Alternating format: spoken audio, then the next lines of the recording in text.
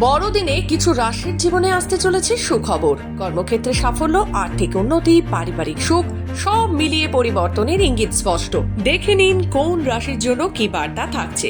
বৃষ রাশি। বৃহস্পতিবার দিনটি স্বাস্থ্যের দিক থেকে অনুকূল। কর্মক্ষেত্রে সাফল্যের নতুন দিগন্ত খুলতে পারে।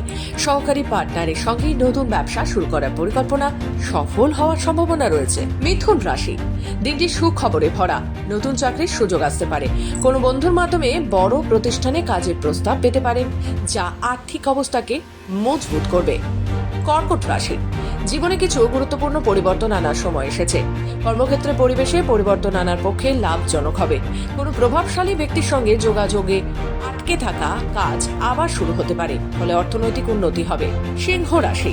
এই রাশির জন্য দিনটি কিছুটা সতর্কতার। ভ্রমণের সময় অর্থ ও মূল্যবান জিনিসপত্রের দিকে নজর রাখুন।